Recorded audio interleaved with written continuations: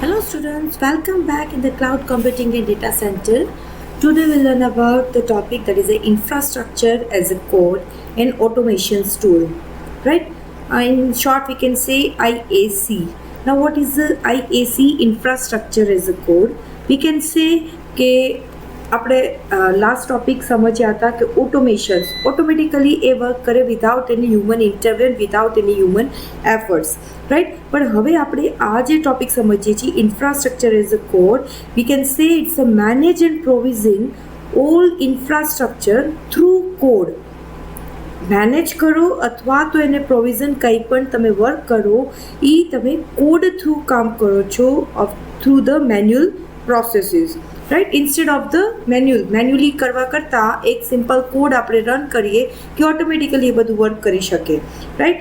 Simple ભાષામાં આપણે એવું પણ સમજીએ કે એક જગ્યાએ આપણે કોઈ સ્પેસિફિકેશન્સથી કોઈ ફાઇલ બનાવી હોય તો એ આપણે એડિટ કર્યો કે કંઈ પણ વસ્તુ મેનેજ કરો રાઈટ. પણ એ જ વસ્તુ આપણે કોઈ બીજામાં ડિસ્ટ્રીબ્યુટ કરવી હોય કન્ફિગરેશન્સ તો તમે ઇઝીલી એ કોડ તમે બધી જ જગ્યાએ રન કરી દો તો સેમ ફીચર્સ એ બધી જ જગ્યાએ અવેલેબલ થઈ જાય રાઈટ. જો તમે સાંભળ્યું હોય આઈ ડોન્ટ નો કે આપણે કોઈ કમ્પ્યુટર માનો કે 30 કમ્પ્યુટર્સ હોય તો 30 કમ્પ્યુટર્સમાં તમે ઓફિસ નાખો, .NET નાખો, એન્ડ્રોઈડ નાખો કે કોઈ જાવા નાખો તો એ બધામાં તમે મેન્યુઅલી નાખવા જાઓ તો it's take too much time right. કોકવાર એવું પણ થાય કે તમે સોફ્ટવેર છે ભૂલી પણ ગયા હોય રાઈટ. તો એવું આપણે કરી શકીએ ઘોસ્ટ બનાવી દઈએ કે કોઈ થ્રુ બીજી કોઈ એપ્લિકેશન્સ થ્રુ કે કોઈ બીજા કોઈ ટૂલ્સ થ્રુ એક પીસીની અંદર બધી જ સોફ્ટવેર બધું જ ઇન્સ્ટોલ કરી દે એ જ આપણે બધામાં કોપી પેસ્ટ કરી દઈએ તો ઇઝીલી વર્ક કરી શકીએ અને એ ફાસ્ટ પણ આપણને મળે રાઈટ. તો આપણે એ શું થયું એક ખાલી કોડને તમે રન કરો છો તો બધામાં ડેવલપ અથવા તો ડેપ્લોય કરી એ બધી વસ્તુ ઇઝીલી ડિસ્ટ્રીબ્યુટ થઈ જાય છે. એટલે કે સેમ એન્વાયરમેન્ટમાં જ્યારે તમારે કરવાનું હોય તો આપણે કોડ થ્રુ આપણે રન કરી શકીએ છીએ. કંઈ પણ વસ્તુ કન્ફિગર કરવાની હોય, કોઈ સ્પેસિફિકેશન્સ આપવાનું એટલે કે આવી કોઈ વર્ક કરવાનું હોય તો through infrastructure as a code આપણે કરી શકીએ છીએ રાઈટ. એટલે કે કોઈ સોફ્ટવેર થ્રુ પણ તમે કરી શકો છો જેમ કે શેફ છે, પાપેટ, આન્સિબલ કંઈ પણ વસ્તુમાં તમે કરી શકો અથવા તો તમને અત્યારે લેટેસ્ટ જે કહીએ કે AWS છે, ક્લાઉડ છે, IBMનું છે કે એઝર છે એમાં પણ આપણે કરી શકીએ છીએ રાઈટ. એટલે કે આપણી એપ્લિકેશન્સને ડેપ્લોય કરો એ પણ ઇન્ફ્રાસ્ટ્રક્ચર એઝ અ કોડ કરી શકો અથવા તો તમે કોઈ આપણો ઇન્ફ્રાસ્ટ્રક્ચર છે એને એક મોડ્યુલમાં તમે ડિવાઈડ કરી દો અને એ કમ્પોનન્ટ્સને તમારે કોઈ બીજો ઓટોમેટેડ થ્રુ ડિફરન્ટ વેમાં તમારે રન કરવું હોય તો પણ આપણે એ કરી શકીએ છીએ રાઈટ. એટલે કે મેન્યુઅલી આપણે કોઈ વર્ક નથી કરતા. તમે તમારા સર્વરને મેનેજ કરવું હોય, ઓપરેટિંગ સિસ્ટમને મેનેજ કરવું હોય કે સ્ટોરેજને કે કોઈ પણ ઇન્ફ્રાસ્ટ્રક્ચર્સ કમ્પોનન્ટ્સને તમારે મેન્યુઅલી ડેવલપ અથવા તો ડિપ્લોય કરવાની જરૂર નથી પડતી.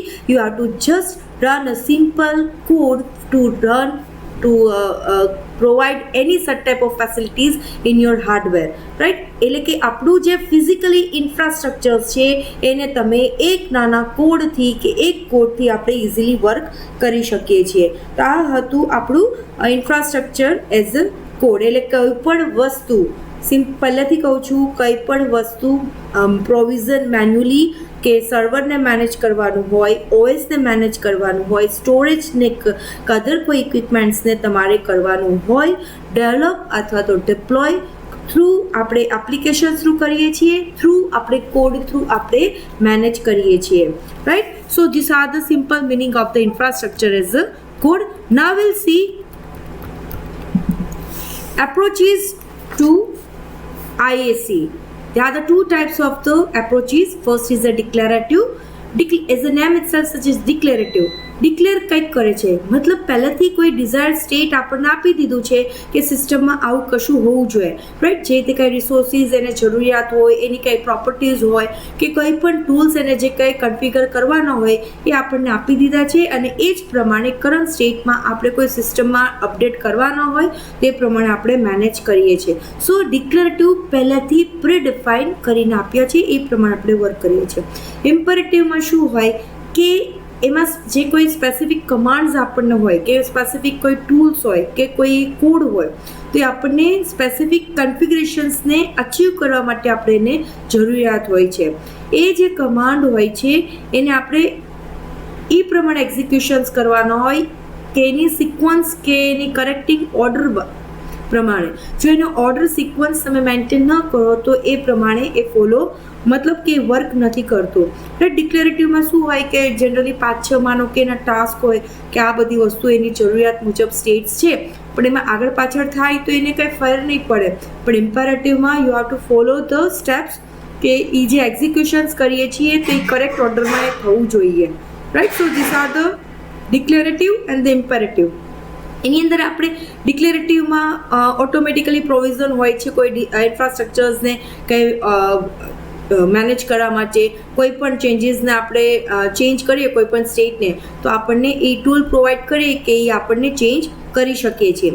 ઇમ્પેરેટિવમાં આપણને ચેન્જીસ કરવા માટે આપણે ફાઇન્ડ આઉટ કરવું પડે કે કેવી રીતે ચેન્જીસ કરવું. રાઈટ. તો આપણે એમાં અપ્લાય કરી શકીએ. રાઈટ. અહીંયા તો ઓટોમેટિકલી એ પોતે પ્રોવિઝન આપી દે કે ભાઈ અહીંયા જરૂરિયાત છે, અહીંયા આટલું ચેન્જ કરવાનું છે.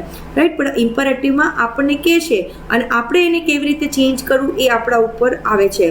રાઈટ. એટલે કે આપણે એપ્લિકેશન્સ મુજબ કોઈ પણ આપણે એપ્રોચીસ છે એ યુઝ કરી શકીએ છીએ. ને last topic that is the benefits of the IAC. નો બેનિફિટ્સ. રાઈટ. તો આ આપણે જરૂર ક્યાં પડી? હવે આપણને ખ્યાલ છે ડેટા સેન્ટરની અંદર લોટ્સ ઓફ ઇક્વિપમેન્ટ્સ હોય, એને મેન્યુઅલી તમે મેનેજ કરવા જાઓ તો it's take too much time.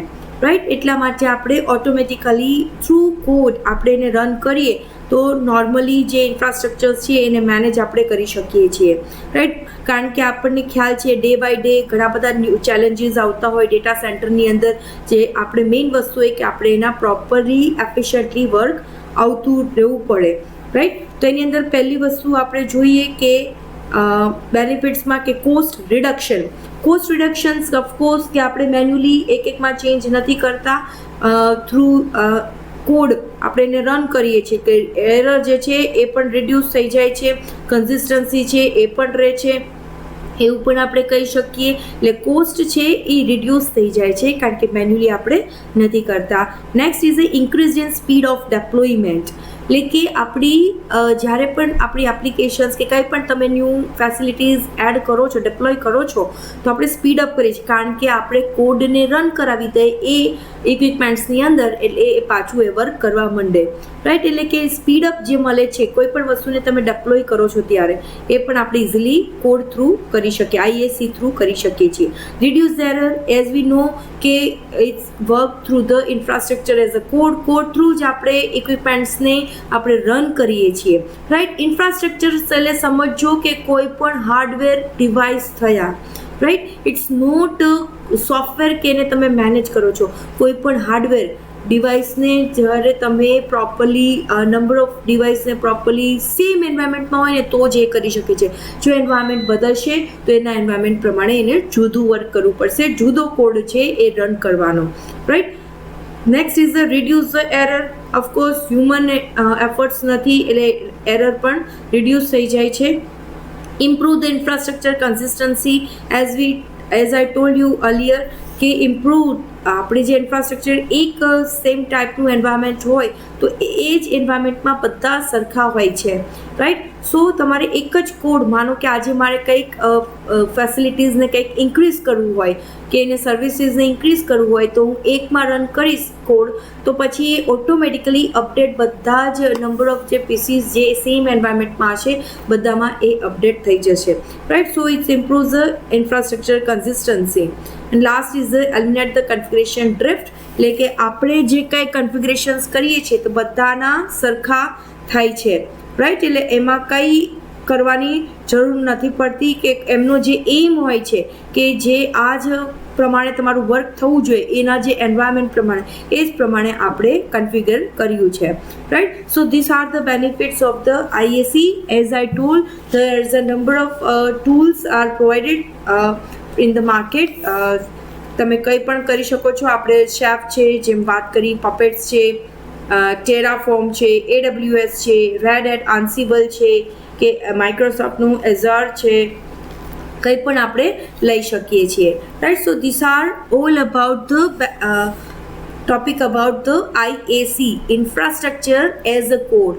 Infrastructure always હાર્ડવેરની અંદર જ આવશે. બધાને આપણે મેનેજ કરવું હોય ફિઝિકલી ડિવાઇસને તો એ કોડ થ્રુ બધા ડિવાઇસ છે એ મેનેજ કે કરી શકીએ છીએ, અથવા તો પ્રોવિઝન કે મોનિટરિંગ જે તે કંઈ કરવું હોય એ બધી વસ્તુ આપણે કરી શકીએ છીએ. Hope you understand the topic, that is the infrastructure as a code and automations tool. Okay students, take care. Bye.